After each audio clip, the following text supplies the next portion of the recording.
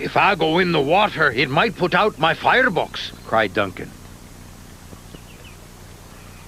I'm not a brave engine, whistled Skarloey sadly. So I roll very slowly and I try not to make any waves. So Skarloey rolled as gently as he could and was soon on the other side. Then Duncan did the same. "Think it!" he cried. But Skarloey had already gone. Skarloey was nearing the wharf again. Then there was trouble. Logs broke free at the forest mill. They rumbled and tumbled down the hill, and Rheneas was coming the other way. "Oh no!" cried Skarloey. "The logs will hit Rheneas!" Skarloey tried peeping and calling, but Rheneas didn't hear, so Skarloey steamed forward as fast as he could. The log hit Skarloey with a great big boof. Skarloey was dented, and the bull roared. But luckily, no one was hurt. Rheneas was very happy to be saved, but Skarloey still looked sad. "What's the matter?" asked his friend. "I jumped at a noise at the wharf," sighed Skarloey, "and the troublesome trucks laughed at me. Now I have a big dent. I'm a scaredy little engine, and scaredy engines will never be useful engines." Rheneas was surprised. "But you saved me from a horrible biffing," he cried. "Rusty told me you helped him with the bridge and helped Duncan with the stream. You are the bravest little engine I know." But Skarloey didn't feel brave at all. He still had to go to the wharf, and that scared him.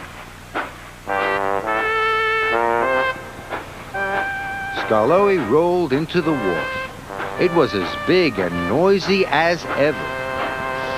Then he remembered what his friend Rheneas had said. "I helped Rusty, and Duncan, and Rheneas. I am the bravest little engine I know." Skarloey took a big, brave puff.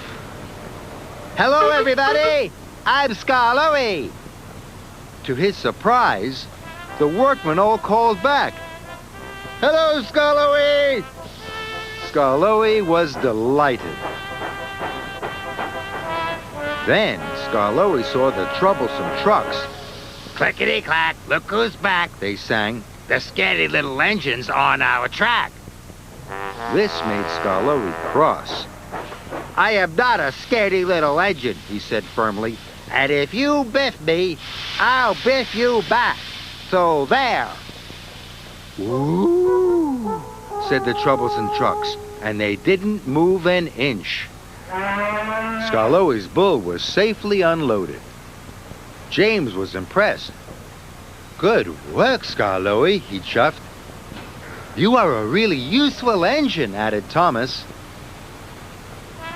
Skarloey felt very proud, very happy, and very, very brave. And now that the wharf is full of friends, it's one of Skarloey's favorite places of all.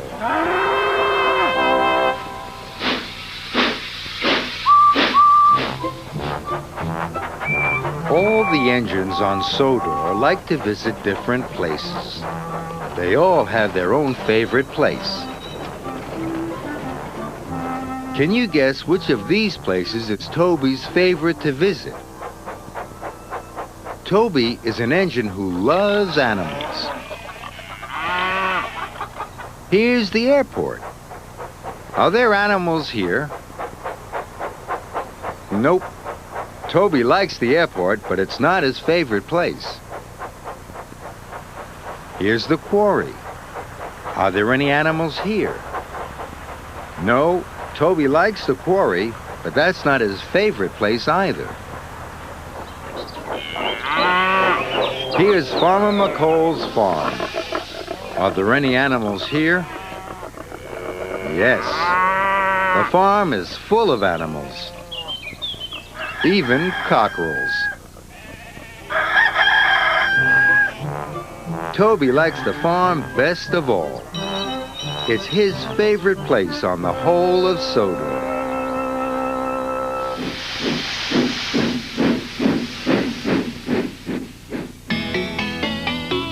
Everybody needs to have their favorite place, somewhere that they like to be. It could be in the countryside or in the town. It could be somewhere by the sea. Everybody likes to have a little space, somewhere they can be alone. Everybody needs to have their favorite place, and there's no place quite like home. Emily at Blacklock, Thomas by the sea, James at the washdown. That's where they like to be.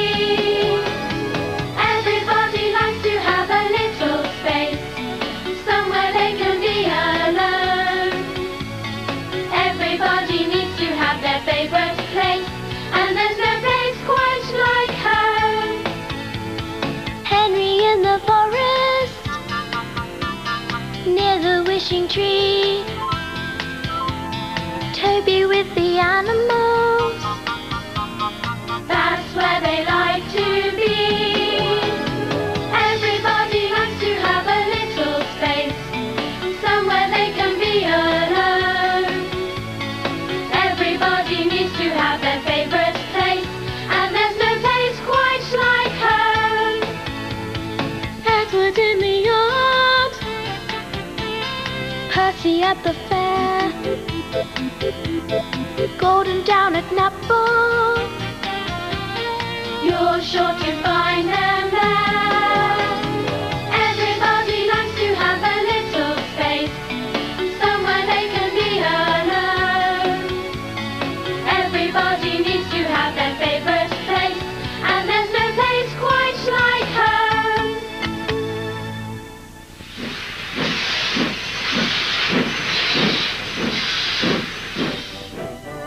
The island of Sodor is a wonderful place. Thomas enjoys puffing all over the island. There are lots of special places to visit. Where's this? That's right. It's the high hills of Sodor. The high hills of Sodor are home to the narrow gauge engines. Rusty, Peter, Sam, and Duncan, Skarloey, Rheneas, Sir Handel, Mighty Mac, and Fearless Freddy. They're all very good friends, and they're all really useful. It takes a lot of puff to chuff up and down, and sometimes the engines run out of puff. One day, a dinosaur skeleton had been discovered in the hills. The narrow gauge controller had given Rheneas the job of taking it to the transfer yards. Rheneas wanted to take the dinosaur all by himself.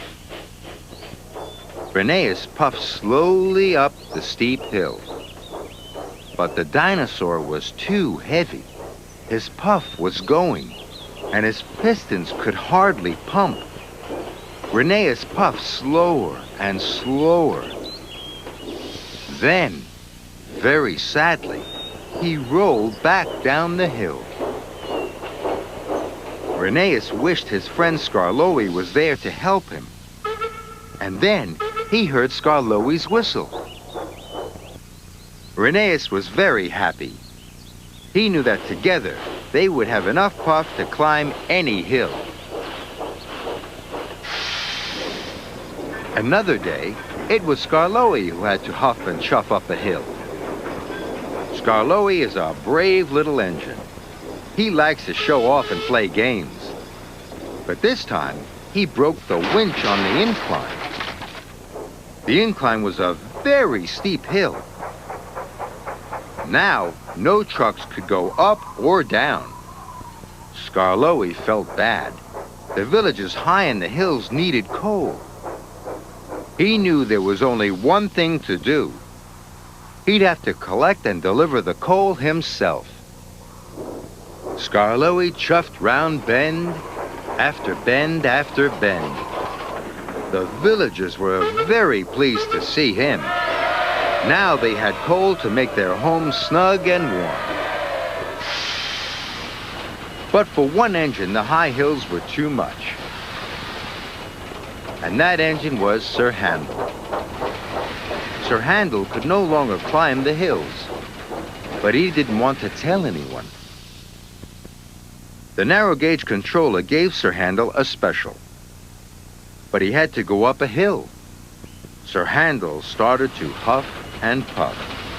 Then his pistons popped, his traction rods rattled, and his boiler bubbled and bounced. Sir Handel couldn't go on. So he had to tell the narrow gauge controller all about his problem. The narrow gauge controller had Sir Handel mended in no time.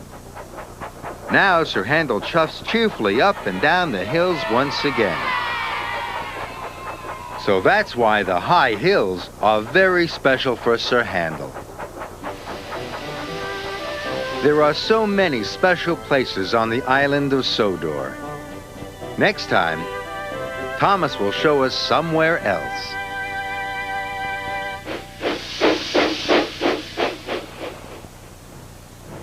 Emily's favorite place on the whole of Sodor is Bluffs Cove. Hello, Emily. There are lots of things that make this Emily's favorite place. She likes being outside in the sun. She likes to see the seagulls in their nests on the cliffs. And she likes to see the fishing boats with their pretty colored sails. Are all of those things at Bluffs Cove today? What about the sun? There it is, up in the sky. Now what about seagulls in their nests? There they are, on the cliffs. There's another thing that Emily likes about Bluffs Cove. Fishing boats. There they are, bobbing in the water. The sun, seagulls in their nests, and fishing boats with colorful sails. These are the things that make Bluffs Cove Emily's favorite place.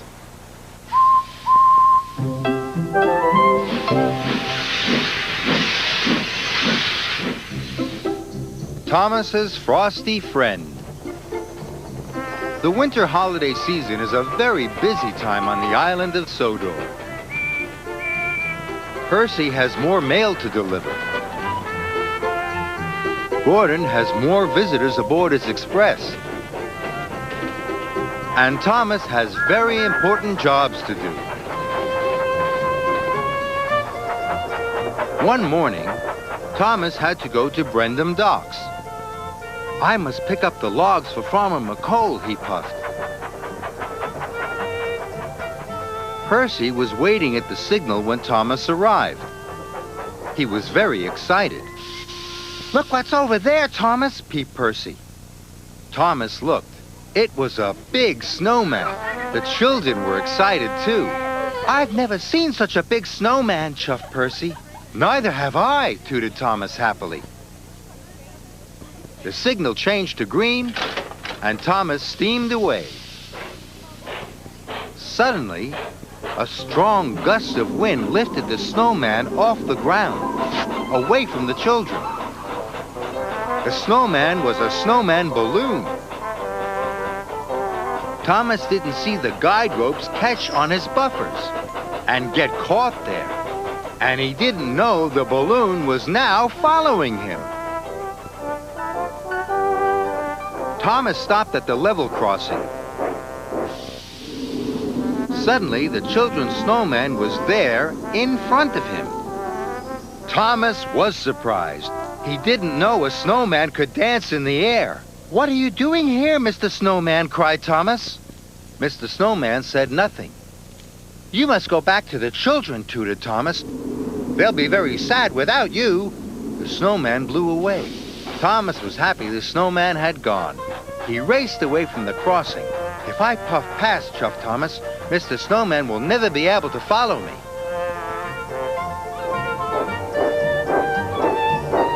Thomas arrived at Brendam Docks.